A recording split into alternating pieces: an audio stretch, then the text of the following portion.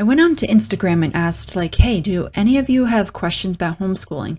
So I gathered the questions that I was asked over the past month or so, just so I could answer some of them for people that maybe are curious and didn't know anything about homeschooling, or maybe they want to homeschool their own kids. How do you go about doing that? One of the people said, how do you do it?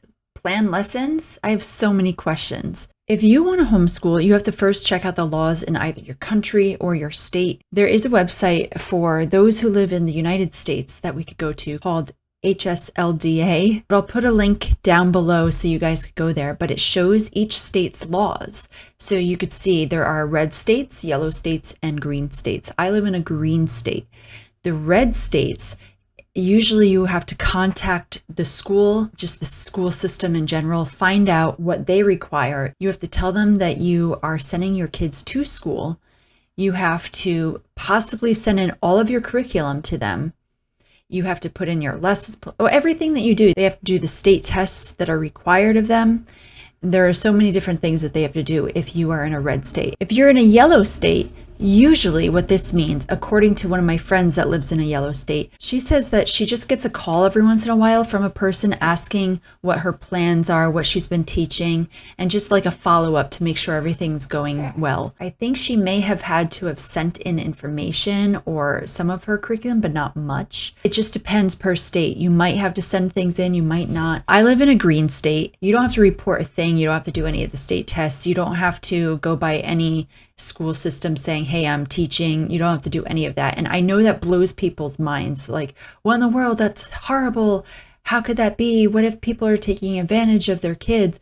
Yes, I understand those are valid questions. A lot of the people in my state, I think, have like a really good understanding of homeschooling.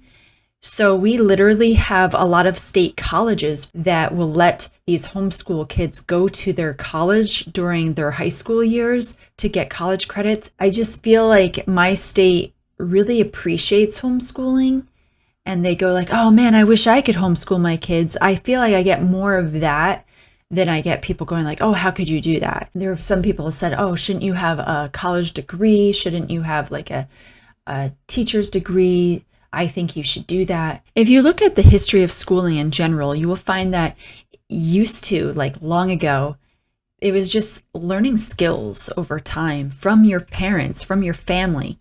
Like that's what school originally was, where your family would pass things down to you.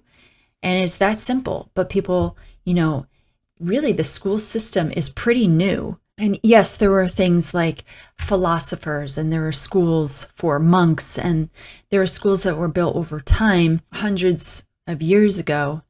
But when it really comes down to it, when you think about it, the parents are the ones that teach their kids primarily in life in general. So what I happened to have done when I started homeschooling, it was basically where I was already at home. When I had my babies, I decided I was going to stay home because it was cheaper. It costs a lot of money to send your kids to a nursery school.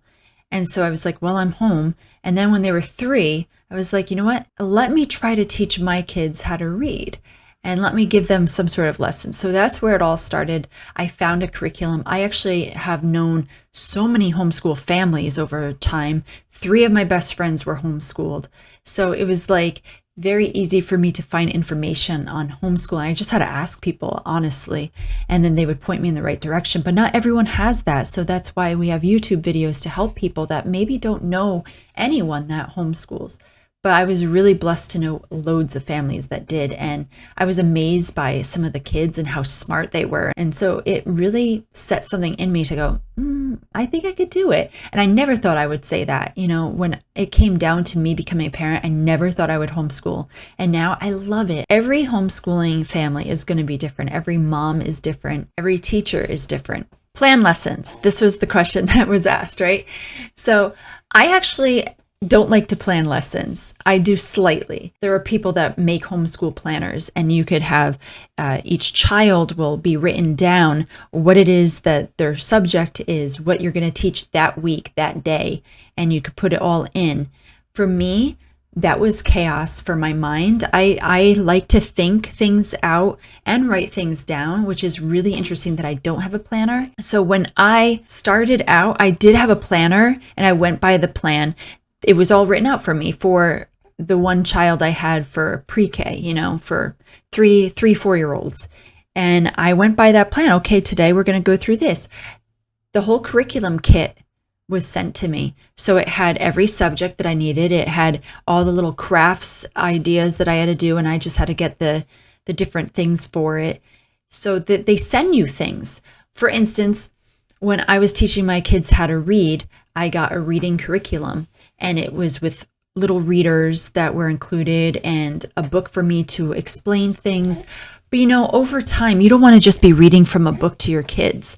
And I found that for my family, what worked best was just me talking to them and seeing where they were in their learning and going from there. So like, oh, okay, today we're going to do this lesson. Oh, you don't understand? So then I work with them through it.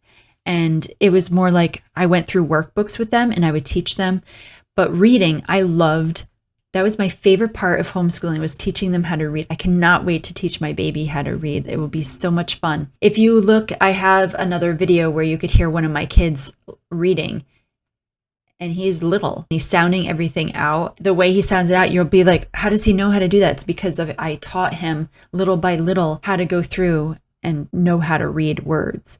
But there are some people that they do it the Montessori way, which is more like they want to learn on their own, supposedly. So, there are different types of forms of homeschooling. So you got to find what works for you. There's unschooling, where you basically let nature teach them, or you're able to go with the flow on your kids' pace. You could buy books and then just like kind of let the subjects that they're interested in teach them different things about like math and reading as they go through. Like, hey, I'm interested in skateboarding. Okay, so here's a skateboard, and then like you do a lesson of math, like the distance. You just find different things like that. That's unschooling. I did partial unschooling and partial going by regular homeschool curriculum. There's the Charlotte Mason way, there's Waldorf, there's Montessori. There are so many different versions, but the list goes on. There are so many different ones. There are people that are religious, there are people that are not religious. I actually was part of a homeschool group for a very brief time where it was just people of different understandings, different beliefs that came together and met together. So that's another thing, is that there are co-ops. In these co-ops, which I was a part of 4 different co-ops at different times, and 3 at one time. And literally it would be one might have met once every other week.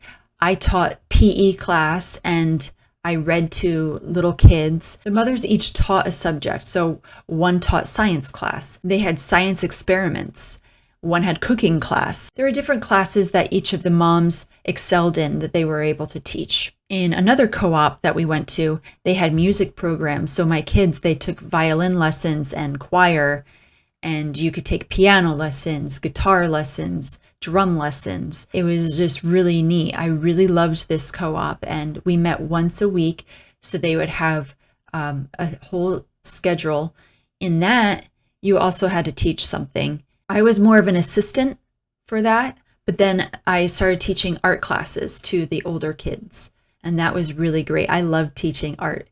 So I would teach them about different artists, and then we would do projects based on that artist. So it would be like, okay, well, this is Monet, and these are some of his works. I would teach who Monet was, and then we would do an artwork that looked like one of his artworks. This is a rock that one of my kids painted when they were like maybe 5 or 6. Basically, the lesson was, okay, so the people of that time, they only used different inks that they would create, or they would use mud. The first inks that they had were earth tones. So you had like whites, reds, and browns. Every room that has a door in this house, these are their door stoppers from their art projects.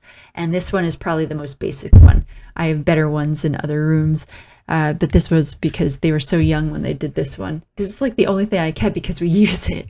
But that's just an example. A lot of kids, they need time to be just outside to play. And so there's ways that unschooling especially is very into just the playtime and learning through play. Like, okay, you found some sticks. Can you count them for me? As you get older, you learn more advanced things. Another person said, how do you choose what to teach the children? is there a syllabus that you have to follow? So I went into that a bit. How do you choose what to teach the children? So again, these days, the curriculum, you could easily find curriculum. You could look on Amazon for curriculum. There are so many different websites that are really well known. Because I'm a Mennonite, I taught mainly through like Rod and Staff. I use that for certain things, but not everything. So then I would also take from, for instance, Horizons was one, and Alpha Omega through that. They also have Monarch. So we did all of that. I did teaching textbooks for math. Eventually, people use Abeka. I did not. There's Beautiful Feet. There's The Good and Beautiful, which I used a lot because I love The Good and Beautiful. That was really good. You could find some through Etsy. People have put together their own curriculum that are beautiful. But the list goes on and on. There are so many different forms, so many different companies, and they go based off of what usually your development will be at that age and stage in life. You could always choose some electives. You could add on different things. On Instagram, I received just a few questions. One was, how did you keep your kids social? So this is the biggest question that people are concerned about when it comes to homeschooling. They're like, oh, I'm afraid of their socialization. Now, I want to just state right off the bat that the best way that a child can become sociable is through being able to communicate with their family and understanding how things, the dynamic work, where you have a conversation with them in that form. But then when it comes to outside, everyone has their own personality, regardless of if you are in a social setting or not. Your personality is pretty much set, right? So I'm an extrovert. I'm someone that does great in social settings. I was a little bit sheltered. I did go to Christian schools and public school myself. And in those settings, I talked. I'm a talkative person. I was very socialized, I guess you would say. But I had friends that were extremely shy. They did not like to speak in public. My own husband went to public school forever, and he hates getting up in front of people to speak. He doesn't like to talk to people. He's not very sociable. And yet he went to public school forever. So you can't just expect right off the bat that these kids are not being socialized. Again, I mentioned the co-ops. That really, really helps you in social settings because you're working in groups, you're hanging out with kids. So you definitely get a lot of socialization if you find a co-op. Again, you got to search these out. And if you can't find a co-op in your area, maybe you have to start one up and try to overcome your fear and then be like, well, if socialization is so important to my kids and for me, for my kids, then I should probably start my own group and overcome my fear to be sociable. So things like that are just what you have to think about. I just think that every family, every person, they're going to have kids that are different, and that's a good thing. But when you have these huge schools filled with children, they kind of get lost in there, and it's harder for them to maybe find the right friends for them. The way you make friends and the socialization is going to be varied depending on who you interact with or who you are around. But yeah, they had bowling club they were part of. They were in robotics club. They were in different clubs. And then my oldest son, he's in martial arts. I had both of them in ballet class for a while. You could put them in sports. In my state, it is said that if you are homeschooled, you are allowed to put your kid through the town and the school's sports. That was an option. I was also asked, why did you switch to public school? We're considering homeschooling our daughter. So the answer to this question, first off, when we started homeschooling my oldest son, my husband and I were talking about it, and I kept saying, I don't like the idea of teaching math. I was not good at math in high school.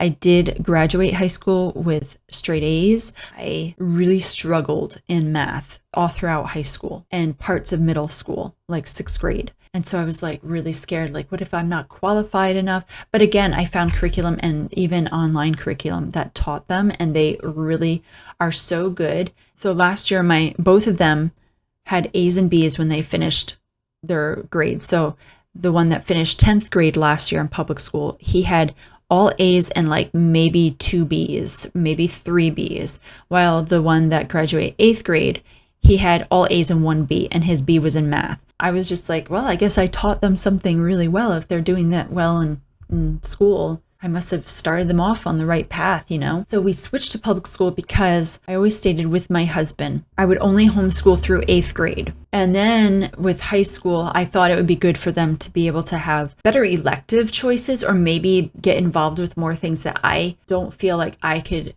teach them as they become young men. So for instance, my oldest son, he's got wood shop this year. I mean, I could learn wood shop. I could find ways of how to do it. My dad was a carpenter, a contractor. My brother builds things out of wood pallets. I could figure out and try to do that myself. Also, like computer science stuff, they're very interested in that. And while my husband is a little computer genius and has shown them and taught them things, I thought, you know what, maybe they could excel more if they learn like maybe graphic design or whatever.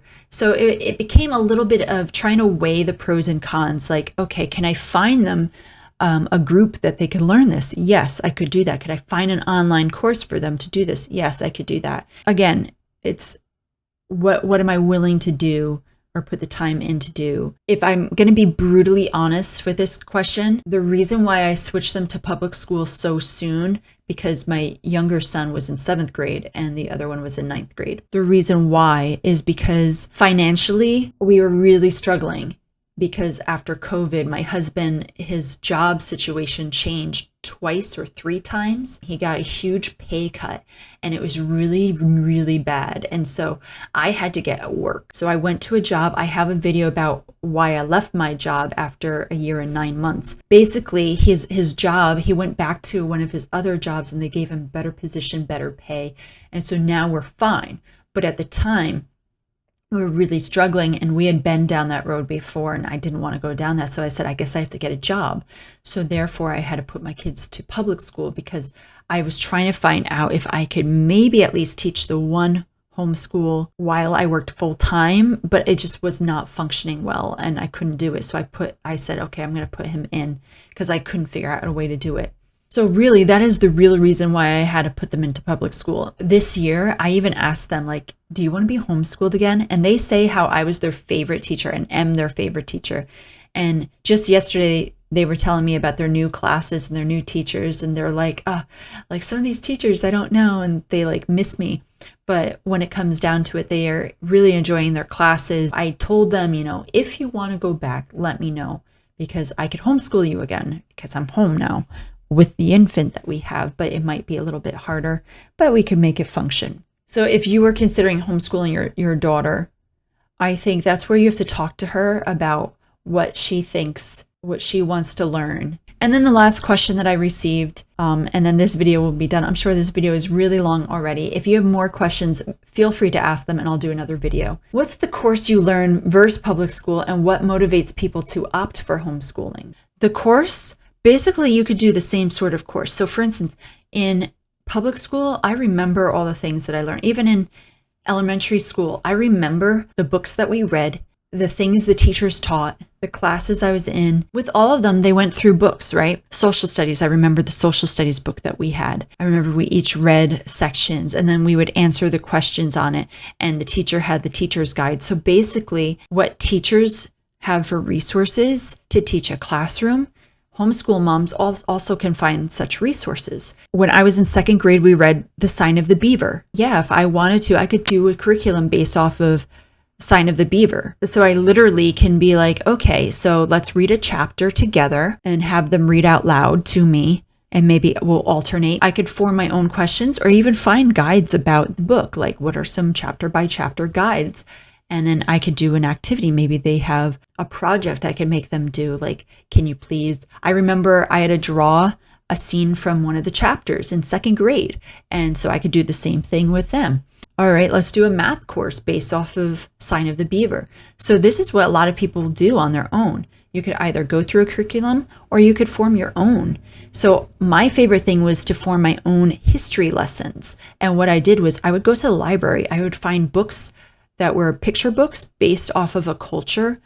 So say if we were learning about the country of China, and I would read directly from the books, like, okay, what kind of foods they have in China. And then, you know what? We could cook some of the foods. And, oh, here is a tradition that they have in China. Let's try it. You want to try this tradition? And then I'll read a chapter book, or we'll go through a book. Like I remember back when I was in elementary school, I had to read In the Year of the Boar and Jackie Robinson. So we went through that when we were learning about China. I don't know. I have a photographic memory, so I remember a lot of things from my childhood very vividly. And so that's why I can say like, oh, I know what I learned here. So that might help me with teaching my kids by remembering all these things and all these details. You know, there are some parents, like obviously we know there are some people, they don't want to teach banned books to their kids. You know, they have a right to choose what they want to teach their kids or not. Does that mean that it's ultimately the right thing? Every teacher is going to be different. So this is part of what motivates people to opt for homeschooling, is that you have me as a parent. Do I want my child's developing mind to be run by someone that I don't know? Do I want them to learn something that maybe I'm not ready for them to learn yet, but they will learn eventually, and I want to be the one to teach them? I like banned books. If I want to read a banned book to my children, or if I want them to read one, then we're going to go through it together. But then there are some schools that won't read these banned books. Why? Okay, what lessons could they learn from them? So I like the fact that I get to teach a lot about various things that maybe a school should be teaching, or if I research it, will it be better? I'm not saying that these teachers in public school don't teach well, because my kids have had really good teachers in public school, and I'm really thankful. But then they also get some duds here and there, you know, where I've literally had to email two of my one son's teachers because of weird things they said or how they reacted to kids. I want to care for my child in the best form. And if there's someone that doesn't, just like he gets lost in a mix of other kids, that motivates me. It motivates me to want to focus on my child and to help him with his learning and to not have him go through that and not be bullied by it. And I don't push my kids. I don't push them at all. This is what it is. When they were here at home, when they got to a certain age, I'd say about like third grade, they could do a lot of their work on their own. And then I just check up on them, you know? And then I teach the history lessons and the art lessons or whatever like that. But for most of their work, I didn't have to do much. They went through their workbooks. They would give me their workbooks. I would grade them. So you learn how to be lenient in some forms and a little bit harder in other ways. Another motivation for homeschooling that I know is there are a lot of moms that I know personally where, and I know a lot of people won't agree with this, but a lot of people don't like the fact that in preschool, they're starting to teach about sexualization, and they say, hey, my kid is way too young to learn about that. I think they should be maybe 10 when they learn about that stuff, not 5. So I completely understand, like, they know their own child and know when they're ready. They don't want to push something that they won't understand and that will confuse them early on. Another thing would be a form of government control. There are a lot of people, they feel like, okay, you're pushing too much. I know some people are motivated by school shootings. They don't want their kids to be shot, so they homeschool their kids. Other things that motivate people to homeschool would be religious freedom. There are some that maybe, you know, different religions. This isn't just like Christianity. A lot of homeschool families are Christians, but there are Muslim families, Jewish families. There are so many different forms of religions that are teaching their children at home, and they are allowed that freedom, I believe. For instance, I taught my kids about various religions, but also with a focus on the Bible as well. But, you know, if you go to a public school, they're not going to be teaching the Bible necessarily. As an individual, we should all be allowed to choose what to believe. What motivates people to homeschool is that they might be like, hey, but my religion is very important to me, and I want it to be important to my child too, because of how much it has helped me in life. If there's a Buddhist who really wants to homeschool their child and teach them about Buddhism, that is totally their right to do. A public school wants to teach certain things. I just should have the right to not send my child if I don't feel they're ready to learn that or not. You know, so it's just different things motivate people. And this went on for way too long, but I will say that what motivated me to teach my kids is that I wanted them to learn and grow in the best way possible that I could teach them. And I'm really glad I was able to have that opportunity. But I hope I answered your questions for the most part. This was really long. Again, a child's mind isn't fully developed till they're 25. I literally got married and had kids by the time I was 25, but it's not fully developed until then. Is your child going to be swayed by peers, by teachers? You could teach your kids yourself and they still make a choice. Parents should be in charge of teaching their kids overall. We are the ones that they look up to. Now, are there bad parents out there? Yes, but there are also good parents. And I feel like there's way more good parents than there are bad parents. Okay, well, thanks, guys. Well, my baby is waking up and he let me record this for quite a while. So thank you, guys.